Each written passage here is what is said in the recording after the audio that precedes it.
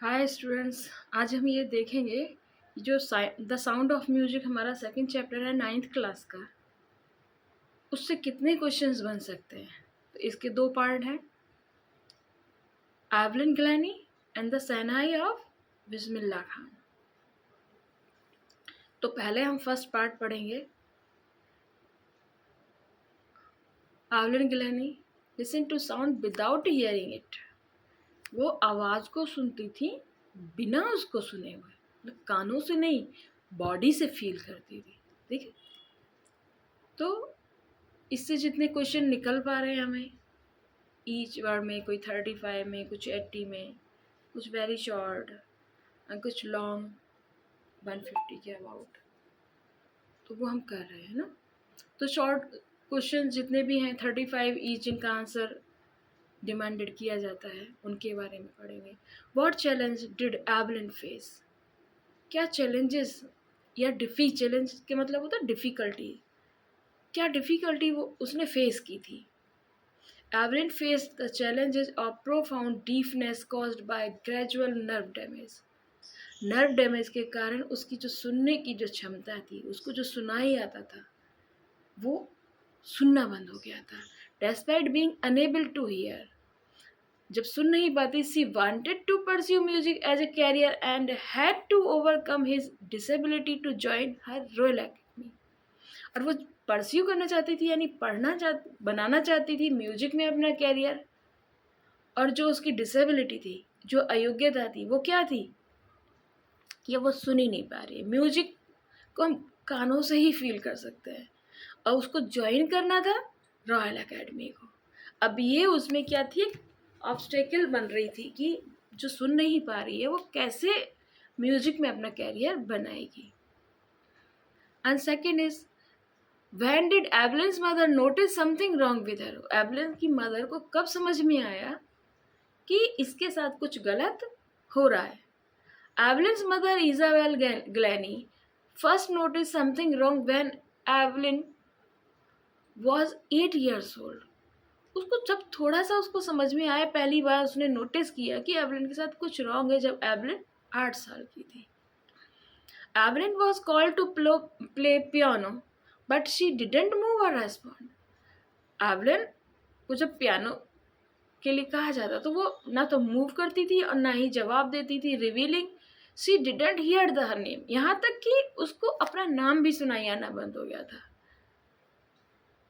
And third is, what were Evelyn's parent advise to do? Edwin के parents को क्या advice किया गया, क्या करने के लिए? व्हेन एवलिन वॉज 11, जब एवलिन 11 साल की थी, her head mistress advise her parent to take her to a specialist after discovering severe nerve damage.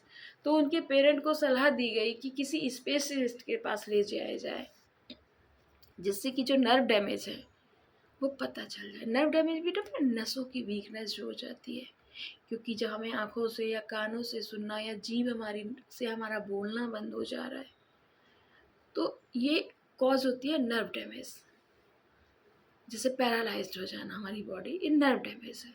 The specialist advise fitting her with hearing aids and sending her to deaf school.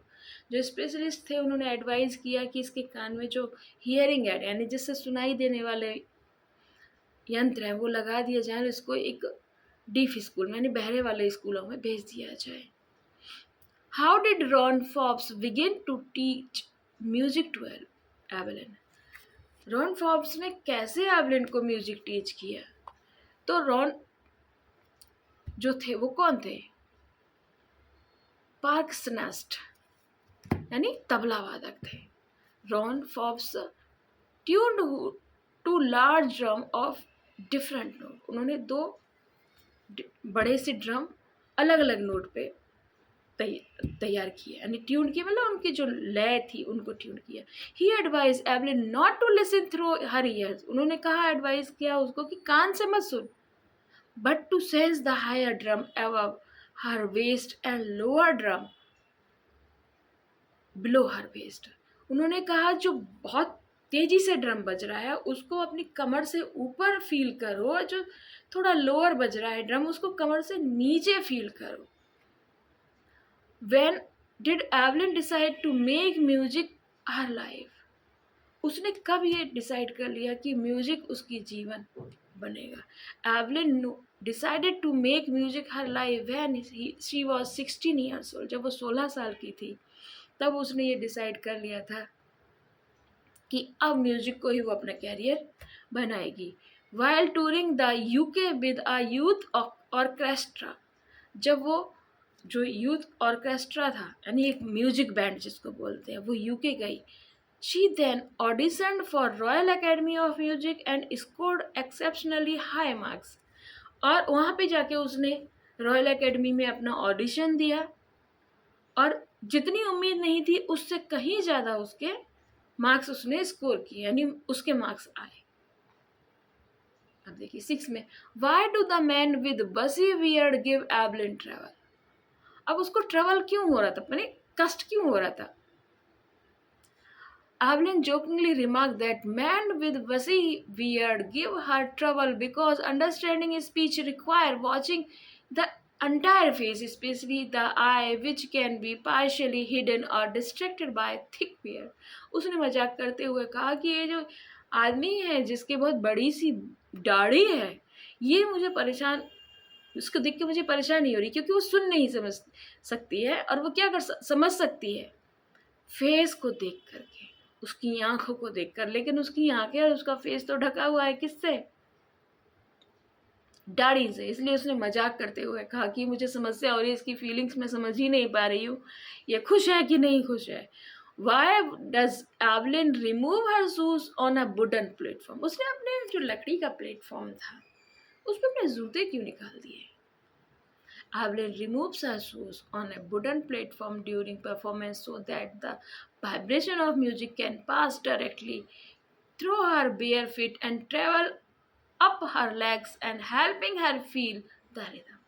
उसने निकाल दिए कि वो vibration थी, जो तरंगें थी संगीत की, वो डायरेक्टली उसके नंगे पैरों से लेकर उसके पैरों में ऊपर की तक उसके शरीर में वो फील कर सके, उसकी रिदम को, उसकी लय को वो फील कर सके।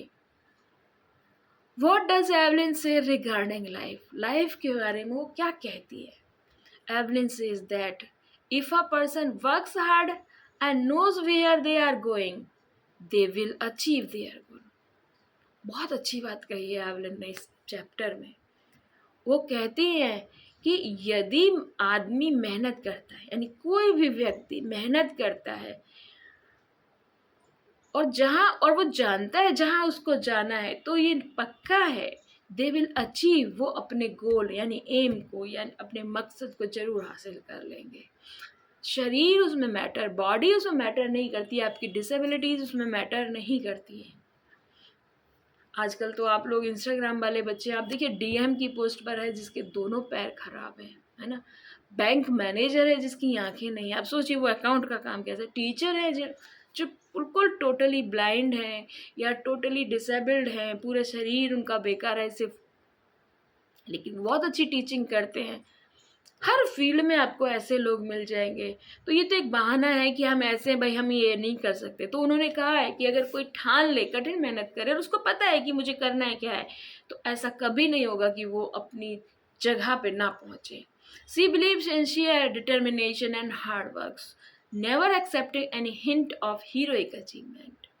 तो वो यहाँ पे विश्वास करती है कि हमारा जो निश्चय है वो दृढ़ होना चाहिए, कठिन परिश्रम होना चाहिए। कभी भी हमने एक हीरोइक अचीवमेंट के लिए हमें हिंट मिले तो नहीं करना चाहिए, मतलब शॉर्टकट वेज को हमें एक्सेप्ट नहीं करना चाहिए, क्योंकि कोई भी चीज़ हमें एक टफ वे से ही हमें मिलती है, एक हार्ड वर्क से ही हमें प्राप्त होती है। ये लॉन्ग क्वेश्चन है बेटा जो 80 नंबर्स के पूछे जा सकते हैं।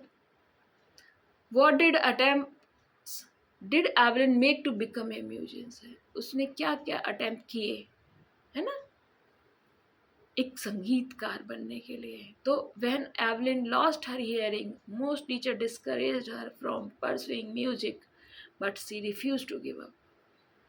जब एवलिन ने अपना सुनने की क्षमता खो दी तो बहुत सारे टीचर्स ने उसको डिस्करेज किया जब वो अपना म्यूजिक को अपना पैशन बनाना चाहती थी, लेकिन उसने छोड़ने से मना कर दिया, गिव अप माने हार मानने से मना कर दिया। उसने कहा नहीं, मैं हार नहीं मानूंगी।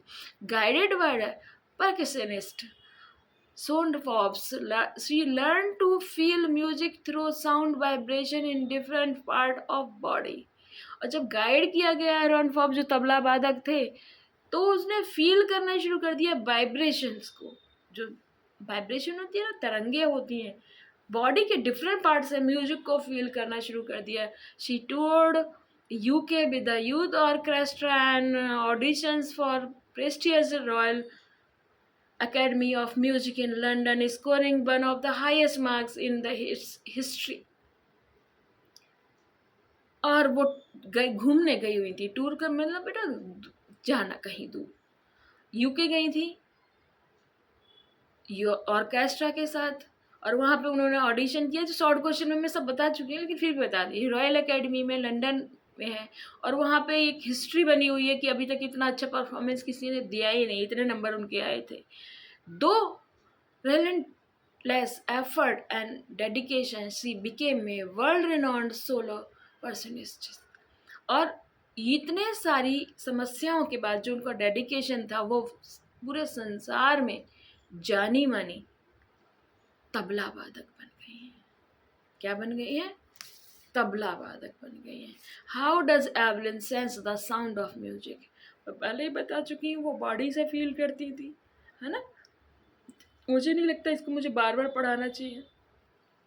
अब जो एनसीईआरटी जोन में हमारे थिंक अबाउट क्वेश्चन है, उनको मतलब short question, very short question, कुछ ही वर्ड्स में इनका आंसर होता है। How old was Evelyn when she went to Royal Academy of Music? तो 17 ईयर्स। जैसे अभी मैंने बोला कि उन्होंने उनका जो डिसीजन था वो 16 ईयर्स में उन्होंने लिया था कि मुझे अब म्यूजिशियन ही बनना है। तो 16 साल में लिया, तो 17 ईयर्स में वो टूर पे गई और वहाँ पे उन्होंने ऑडिशन किया। ठीक है। When was her deafness first noticed? When what was it confirmed? तो मैंने आपको बताया कि जब वो 8 साल की थी, उनकी मदर ने नोटिस किया था कि वो उनको शायद कुछ सुनाई नहीं आ रहा है, और ये कंफर्म किया गया by a specialist when she was 11 years. जब वो 11 साल की थी तो एक डॉक्टर ने उनको कंफर्म किया। स्पेशलिस्ट का मतलब होता है बेटा उस बीमारी का एक मेन डॉक्टर, सिर्फ वो उसी बीमारी का डॉक्टर होता है। एंड ये तो कपल ऑफ सेंटेंसेस थे, लेकिन ये 30 से 40 तक के आंसर है हमारे। Who help her to continue, तो हम पहले ही पढ़ चुके हैं। रॉन फॉर्ब्स तबला वादक जो थे, उन्होंने उनको कंटिन्यू म्यूजिक किया, और उन्होंने 2 लार्ज ड्रम बनाए, जिससे उन्होंने कहा था कि जो ड्रम जो बहुत हायर साउंड है उसकी, वो बॉडी को ऊपर फील करें, जो लोअर है उसको नीचे फील करें अपने वेस्ट से, है ना। बॉडी के डिफरेंट पार्ट से वो फील करें, बजाय के कानों के। Name the various places causes for which Evelyn performance. तो वेरियस प्लेसेस बताइए जो कारण थे। Evelyn plays the regular concert. She also gives free concert in prisons and hospital without any charges and take classes for young musician performing in many countries world wide. वो regular concert करती थी, वो free concert करती थी जेलों में, hospitals में, बिना कोई पैसा लिए। वो क्लासेस लेती थी यंग म्यूजिशियन की, और वो परफॉर्म करती थी पूरी दुनिया में, वर्ल्ड वाइज मैनी कंट्रीज़ में वो गई। अब फिर वही शॉर्ट लॉन्ग क्वेश्चन आ गया है, 100 to 150 words. How does Evelyn here music? जो मैं आपको बार बार बोल के आ रही हूँ कि उन्होंने म्यूजिक को कैसे सुना। तो कानों से तो नहीं सुना, उन्होंने पूरी बॉडी से रिसीव किया उसकी वाइब्रेशंस को, म्यूजिक की को। ठीक है, तो ये कर लीजिएगा। ये था आपका first part. And second part is the shehnai of Bismillah Khan. Bismillah Khan की शहनाई मतलब क्या थे? वो शहनाई बजाते थे। ठीक है, शहनाई प्लेयर थे। एंड फर्स्ट क्वेश्चन जो एनसीईआरटी जो उनका सॉल्यूशन है वो ये है,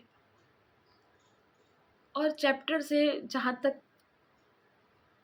मेरी एबिलिटी है, देखिए हर आदमी एक्सपर्ट नहीं होता है पूरी तरह से, उसमें कुछ ना कुछ कमियां होती हैं, तो मे भी हो सकता है कुछ क्वेश्चंस और बने इस चैप्टर से जो शायद मैं यहाँ पर ऐड नहीं किए हैं, लेकिन कोशिश पूरी है कि मैं सारे क्वेश्चन जितने चैप्टर से मुझे लगा है कि बन सकते हैं मैंने यहाँ पर ऐड करने की कोशिश की है। Who decided to revive the पुंगी? How did he do so? किसने ये डिसाइड किया कि पुंगी को रिवाइव माने पुनर्जीवित करेंगे, और ये उन्होंने कैसे किया? तो a barber from a family of a professional musician decided to revive the pungi. Barber family के जो प्रोफेशनल म्यूजिशियन थे, संगीतज्ञ थे, उन्होंने निश्चय किया कि अब हम पुंगी को चेंज करेंगे, रिवाइव करेंगे। ठीक है। He chose a pipe with a hollow stem, made 7 holes on it and play it before royalty, producing melodious sound। उन्होंने एक पाइप लिया जो कि अंदर से खाली था और उसमें 7 छेद किए और इसको रॉयल्टी के सामने बजाया, जिसकी आवाज़ बहुत मीठी थी। मेलोडियस माने सुनने में बहुत अच्छी लगती है। Why is the sound of shehnai considered to be auspicious? पवित्र क्यों मानी गई है?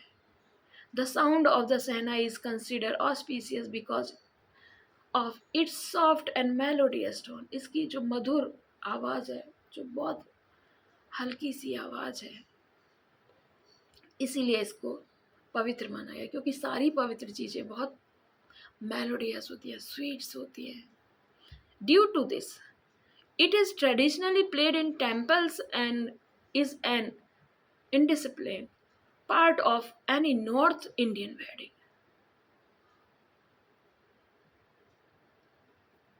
और ये एक ट्रेडिशन बन गया है टेम्पल्स में बजाने का। और नॉर्थ इंडियन शादी में, आपने नॉर्थ इंडिया की जब फिल्में देखी होंगी तो आपने देखा वहाँ पर शहनाई बज रही होगी, और ये इम्पॉर्टेंट पार्ट है। Why was the instrument named शहनाई? शहनाई नाम क्यों दिया गया? Instrument was named shehnai because it was played for the first time in the Shah chamber and was created played by a barber नाई। Thus combination both give it its name। जैसे आजकल serials में ना mummy papa का नाम मिलाकर एक नया नाम ऐड कर देते हैं, सेम वैसे ही है कि इस इंस्ट्रूमेंट का नाम भी इसीलिए शहनाई किया गया कि शाह के चैम्बर में, तो शाह चैम्बर का शाह शब्द लिया गया, क्योंकि नाई ने बजाया था इसलिए नाई शब्द लिया गया। शाह प्लस नाई, शहनाई। ठीक है। और आजकल हम मॉडर्न लोग तो देख ही रहे हैं कि हम लोग पता नहीं सीरियल्स के जो मेल और फीमेल एक्टर्स होते हैं उनके नाम को मिक्सअप कर देते हैं, तो हमसे ज़्यादा कौन जानता है कि शहनाई नाम कैसे पड़ा। Describe Bismillah Khan as a boy in Dumrao। As a 5-year-old boy in Dumrao, Bihar, Bismillah Khan regularly played gilli danda near a pond।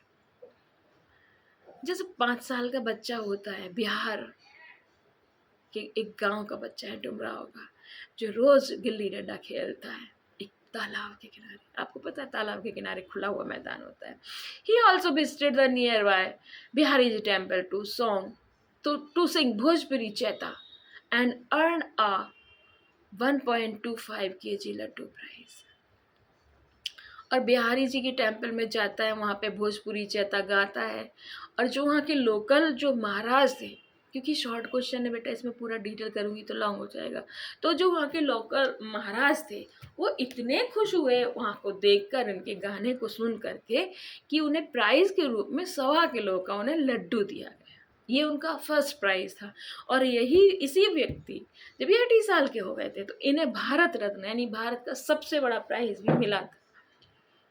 How did Bismillah Khan get the first lesson in the playing of शहनाई? सबसे पहला इनको जो अध्याय यानी सबसे पहले जो सीख मिली वो कैसे मिली? Bismillah Khan received his first shehnai lesson from his maternal uncle Ali Bakhsh at the Vishnu temple of Banaras. मैं यहाँ पे आपको क्लियर कर दूँ, ये पैदा बिहार में हुए, लेकिन इनकी मम्मी बनारस उत्तर प्रदेश की थी। ये डुमराव नामक गांव के बिहार में पैदा हुए, और इनकी जो मदर थी वो उत्तर प्रदेश के बनारस की थी। तो इनके जो मामा थे यानी नाना की जो फैमिली थी वो भी म्यूजिशियन थी, और जो दादा की फैमिली थी वो भी म्यूजिशियन थी। तो जब ये अपने मामा के यहाँ आए तो इन्होंने जो अपना पहला सीख सीखी अपने मामा से, मैटरनल अंकल मीन्स बेटा मामा होता है, ठीक, अलीबख्श से, विष्णु टेम्पल में। विष्णु टेम्पल आज भी है बनारस में। ही accompanied his uncle, watched him practice and spent hours learning and practicing in solitude। और ये अपने मामा के साथ उनको देखते भी थे, उनके साथ करते, प्रैक्टिस भी करते थे, घंटों सीखते थे और फिर अकेले में उसकी दोबारा से प्रैक्टिस करते। देखिए सीधी सी बात है, अगर टीचर आपको पढ़ा के जा रहा है या कोई भी आपको बता रहा है, अगर आप उसको अकेले में रिवाइज नहीं करेंगे तो मुझे नहीं लगता कि आपको वो चीज़ याद होगी। तो अब हम इन लोगों से सीख सकते हैं कि इन्होंने अकेले में कितनी प्रैक्टिस करी होगी कि जिन लोगों ने सिखाया ये उन लोगों के भी गुरु हो गए, मतलब उन लोगों से भी बहुत आगे। उन लोगों को दुनिया नहीं जानती, इनके कारण उनके नाम जाने गए हैं, लेकिन इनको पूरा वर्ल्ड वाइड जानता है। And question number 6. How can you say that Bismillah Khan belonged to a well-known family of musicians from Bihar? आप कैसे कह सकते हैं कि वो एक वेल नोन जानी मानी परिवार से थे संगीतों के? तो मैंने आपको पहले बताया, नाना के और दादा के दोनों के घर के क्या थे, म्यूजिशियन थे। और Bismillah Khan belong to a well family of musician. बेटा जिस टाइम की ये बात है उस time mobile, telephone, I think radio भी मुझे नहीं लगता है होंगे, बहुत कम रेडियो हुआ होंगे शायद, अगर हुए तो कहीं 2-4 गांव में एक रेडियो। तो म्यूजिक सिर्फ सुना ही जाता था, लोग सामने से बजाते थे तभी लोग सुनते थे। और पहले परंपरा थी मंदिरों में म्यूजिक बजाया जाता था, यानी वहाँ पे आरती के टाइम पे जो साइड में म्यूजिशियंस होते थे वो म्यूजिक को प्ले करते थे और उसके साथ वो आरती होती थी। आज भी बहुत जगहों पे आरती म्यूजिक के साथ होती है। तो बिस्मिल्लाह खान बहुत अच्छे परिवार से, जाने माने परिवार से थे संगीत के। उनके दादाजी Rasool Bakhsh Khan was the shehnai nawaz of Bhojpur kings court, Bhojpur के राजा के दरबार के शहनाई नवाज थे। And his father Paigambar Bakhsh along with other paternal ancestor was great shehnai. उनके पापा और ना जाने उनके चाचा ताऊ सब बहुत अच्छे शहनाई प्लेयर थे, ग्रेट यानी महान शहनाई प्लेयर थे। ये बेटा लॉन्ग क्वेश्चन है आपके। हाउ वॉज पुंगी नेम्ड एज शहनाई? तो जो पुंगी थी वो दिखने में लगभग सेम थी, लेकिन उसकी आवाज़ बहुत हार्श थी, ठीक है। तो यहाँ पे कैसे पुंगी खत्म बंद करी गई और कैसे शहनाई हुई ये इसके बारे में पूछ रहा है। तो emperor Aurangzeb banned the pungi due to its shrill and unpleasant sound. Aurangzeb जो थे, बादशाह औरंगजेब, उन्होंने पुंगी को बंद कर दिया क्योंकि उसकी जो आवाज़ थी वो बहुत श्रिल, तीखी थी और अच्छी नहीं थी। Barber belonging to a musical family decided to improve its quality. और जो बार बार परिवार था उन्होंने कहा कि अब हम इसकी जो क्वालिटी है उसको इम्प्रूव करेंगे, सुधारेंगे। He selected a natural hollow pipe, जो मैंने अभी शॉर्ट क्वेश्चन में समझाया कि उन्होंने एक नेचुरल हॉलो पाइप लिया, जिसको खाली मतलब खाली पाइप लिया, उसमें 7 होल्स बनाए और क्रिएटेड किया एंड उसको बजाया, शाह चैम्बर में बजाया, नाई ने बजाया, इसलिए उसका नाम शहनाई पड़ गया। Describe the importance of shehnai in Indian society. How did Bismillah Khan contribute to its development? भारतीय सोसाइटी में इसका महत्व बताइए और बिस्मिल्लाह खान का इसमें क्या योगदान है। तो बिस्मिल्लाह खान का योगदान तो बेटा बहुत रहा है ना। और इंडियन सोसाइटी में नॉर्थ में तो शहनाई के बिना कोई पवित्र काम होता ही नहीं है। चलिए फिर भी समझा देती हूँ। Shehnai holds deep culture importance in Indian society as an auspicious instrument played in temples and traditional North Indian weddings. शहनाई इतना पवित्र माना जाता है, यंत्र जो है वाद्य यंत्र, ये मंदिरों में बजाया जाता है और नॉर्थ इंडिया के सभ्य शादियों में ये परंपरा है। हिस्टोरिकली इतिहास के रूप में देखें, it was restricted traditional ensemble. Bismillah Khan elevated the Shehnai from a folk and temple instrument to the classical concert stage. जो मंदिरों में बजाया जाता था शहनाई को, इन्होंने उसको एलिवेट कर दिया, उठा दिया, मतलब बहुत ऊंचाई तक ले गए और इसको क्लासिक कंसर्ट की स्टेज पे भी बजाना शुरू कर दिया। By practising on the bank of the Ganga, he was invented new ragas that were previously thought beyond its scope, bringing international fame and global appreciation to Indian classic music. और वो गंगा के किनारे प्रैक्टिस करते थे अपने नाना के घर पे जब रहते थे, और इन्होंने जो पहले शहनाई थी उससे कहीं परे इसको बना दिया। अब ये राष्ट्रीय ना होकर अंतर्राष्ट्रीय फेम हो गया, ग्लोबल अप्रिसिएशन, एंड पूरी दुनिया भर से इसको तारीफ मिलने लगी to Indian music, classical music के रूप में। When and how did Bismillah Khan give many memorable performance? What award did he receive for his performance? Bismillah Khan ने कब ये यादगार परफॉर्मेंस दिए, उनको कौन क्या क्या अवार्ड मिले अपने परफॉर्मेंस के लिए? It's a important question. ये हमें वैसे भी पता होना चाहिए, हमारे सिलेबस में हो या ना हो, लेकिन एज ए इंडियन हमें पता होना चाहिए कि हमारे जितने भी ग्रेट पर्सन्स इंडिया में हुए हैं उन्होंने क्या क्या किया है और उनको कौन कौन से अवार्ड मिले हैं। Bismillah Khan gave many memorable performances, notable on August 15, 1947, greeting the nation with Raag Kafi at the Red Fort. 15 अगस्त 1947 को उन्हें राष्ट्र का ग्रीट करते हुए रेड फोर्ट पर राग काफी बजाया था। His first foreign trip to Afghanistan impressed King Zahir Shah, leading to global concert in Montreal, Osaka and Tehran. इनकी फर्स्ट ट्रिप थी अफ़गानिस्तान में, जहाँ पे इम्प्रेस्ड हो गए थे राजा जाहिर शाह, और उसके बाद ये चले गए Montreal, Osaka, Tehran for his extra ordinary contribution, उनके इस अत्यधिक योगदान के लिए, है ना, एक्स्ट्रा ऑर्डिनरी मतलब हद से परे। He received all top national honours, Bharat के सबसे जो टॉप सम्मान थे इन्हें मिले, Padma Shri, Padma Vibhushan, Padma Bhushan, and ultimately India's largest civilian award, Bharat का सबसे बड़ा award, the Bharat Ratna in 2001। अब ये थिंकिंग अबाउट वाले आ गए बेटा। How did Aurangzeb ban playing the off pungi? वही मैंने पहले बताया, वही सब कुछ वही क्वेश्चंस हैं, घूम घूम के आएंगे, ठीक है, तो कोई दिक्कत नहीं, पढ़ लें। Pungi was a reed musical instrument when played the pungi produce a shrill, मतलब जब पुंगी एक ऐसा वाद्य यंत्र था, जब वो बजाया जाता तो उसकी आवाज़ अच्छी नहीं लगती थी, तीखी लगती थी, इसलिए उसने उसको उसके जो हार्ड साउंड थी, यानी जो कर्कश आवाज़ थी, इसलिए उन्होंने बंद कर दिया था। How is the shehnai different from pungi? Pungi क्यों आवाज़ अलग थी? तो both pungi and shehnai are made from a hollow stem, खाली स्टेम से बनी हुई है, तने से बनी हुई है। But shehnai is made from broader and longer, वो ज़्यादा चौड़ी है, ज़्यादा लंबी है। शहनाई में 7 होल्स है, अनलाइक द पुंगी, पुंगी में नहीं है।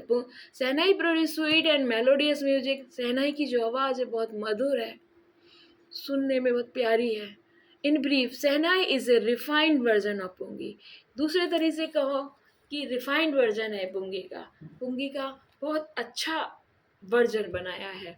Where was the shehnai played traditionally? How did Bismillah Khan change this?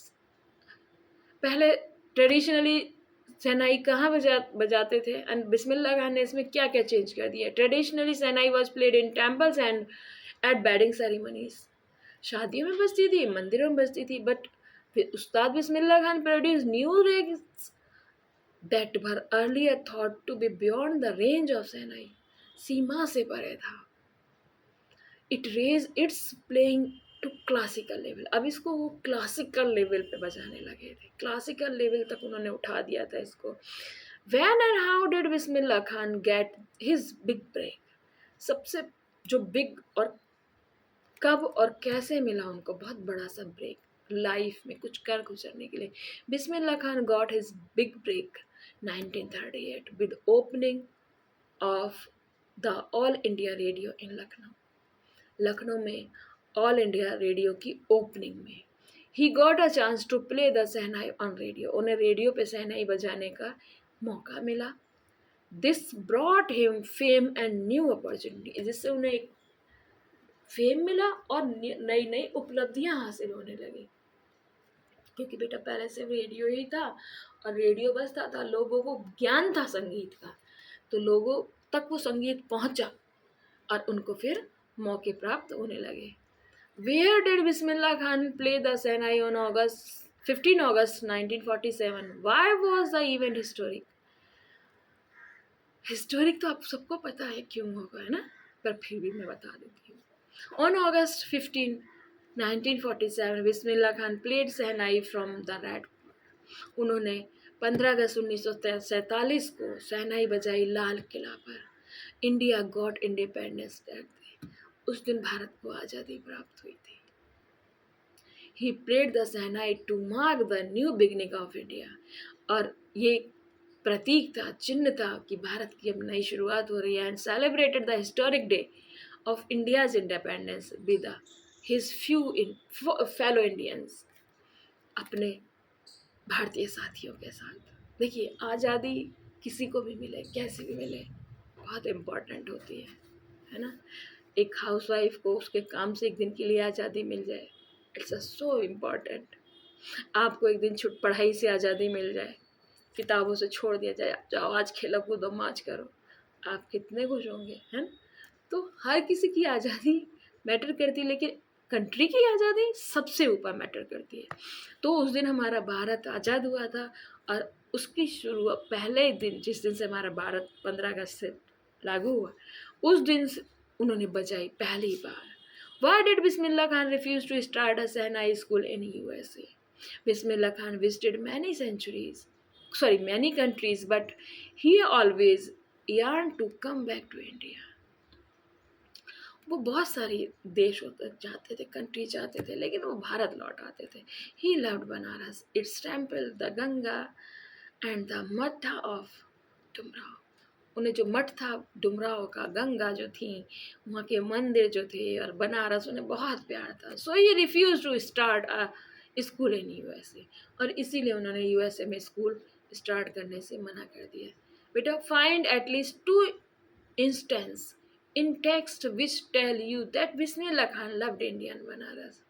अभी मैंने बोला कि उन्होंने यूएसए में स्कूल स्टार्ट करने से मना कर दिया। चलिए फिर भी बता देती हूँ। Bismillah Khan loved India and Banaras very much. उन्हें भारत से और बनारस से बहुत प्यार था। व्हेन द पार्टीशन हैपेंड, जब भारत और पाकिस्तान का बंटवारा हुआ, he didn't move to Pakistan, वो पाकिस्तान नहीं गए। He refuse to head of Sinai school in USA, उन्होंने हेड बनने से भी मना कर दिया यूएसए का, क्योंकि उन्हें यूएसए में नहीं रहना था। Whenever he was in a foreign country he kept yearning to return to India. वो जब भी विदेश जाते थे वो तुरंत भागने की कोशिश करते थे। While in Mumbai he thought of only Banaras and Holi Ganga. जब वो मुंबई में थे तब भी उससे वो बनारस और पवित्र गंगा के बारे में ही सोचते थे। ठीक है, तो ये आपका सेकंड चैप्टर। यहाँ पे जितने question answer long short very short बन सकते थे मैंने कोशिश की है, लेकिन आपके कमेंट्स और लाइक ही बताएंगे कि कितना सक्सेस हुई हूँ मैं अपने काम में। और वो अ लॉट ऑफ मीन्स मेरे लिए बहुत मायने रखता है। उसी से हम लोग एनकरेज भी होते हैं ना, कि अब ये काम अच्छा है। जब आप कमेंट नहीं करेंगे, लाइक नहीं करेंगे, तो समझ में ही नहीं आएगा कि जो काम हमने किया है वो सही भी है या गलत है। Okay, and thank you all.